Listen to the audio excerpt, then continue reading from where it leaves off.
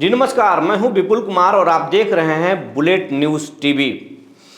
चिराग पासवान ने साबित कर दिया कि लोजपा के हकदार वही हैं और बीजेपी ने उस पर मुहर लगा दी।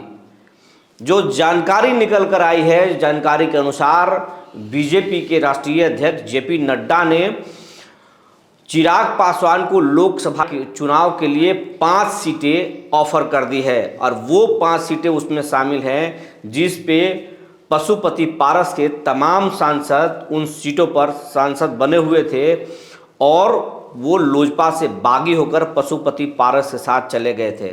अब उन सांसदों का भविष्य खतरे में पड़ गया है और चिराग पासवान के वो तमाम सीट झोली में आ गई है।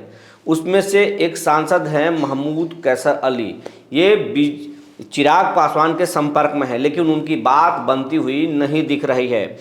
उसके साथ साथ प्रिंस राज जो चिराग पासवान के परिवार के ही हैं वो भी सांसद हैं, वो उनकी भी अब टिकट कट जाएगी क्योंकि अब उन्हें चिराग पासवान के सामने झुकना पड़ेगा। लेकिन चिराग पासवान ने पहले ही साफ कर दिया है कि किसी भी बागी के लिए उनके दिल में और पार्टी में कोई जगह नहीं है।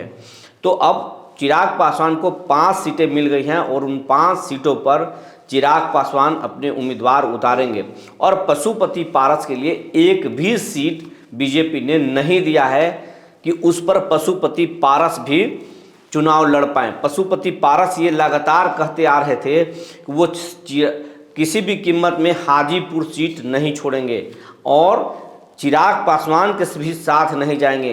पशुपति पारस का कहना था कि दिल, दिमाग और दल अब बढ़ चुका है और कभी एक नहीं हो सकता है। लेकिन ये बात उन पर अब भारी पड़ गया क्योंकि बीजेपी ने लगातार ये कहने की कोशिश की चाचा भतीजा को कि आप लोग मर्ज हो जाइए, दोनों एक साथ आइए और लोजपा के एक संबल पर चुनाव लड़िए। लेकिन बात नहीं माने पशुपति पारस।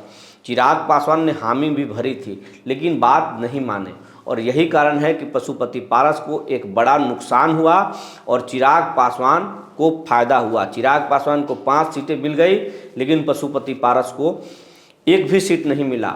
बीजेपी ने एक जो ये चाल चली है उससे 2 बातें हुई है। एक तो ये कि पशुपति पारस की सब्र की परीक्षा ली जाएगी कि वो जिस तरीके से चिराग पासवान तमाम अपमानों के बाद भी, जैसे कि मोदी सरकार में उनके कैबिनेट में चिराग पासवान को कोई जगह नहीं मिली थी, पशुपति पारस को जगह मिली थी, लेकिन चिराग पासवान कभी भी बीजेपी के साथ नहीं छोड़े।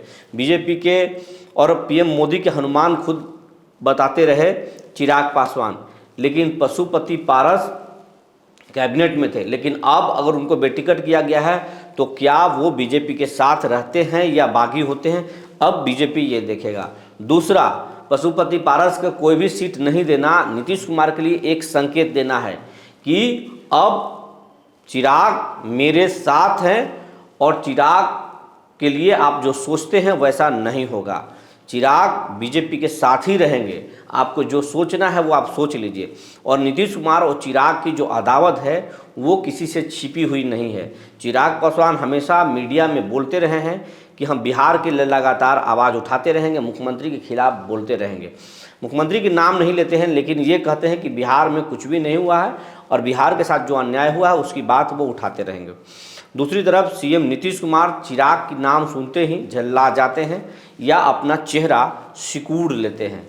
लेकिन ये बीजेपी ने चिराग को तरजीह देकर एक तीर से 2 शिकार किया है। एक तो पशुपति पारस को जगह धरा दिया और दूसरी तरफ नीतीश को एक संकेत दे दिया। लेकिन आने वाला वक्त तय करेगा कि नीतीश कुमार क्या करते हैं और पशुपति पारस अगला क्या कदम उठाते हैं।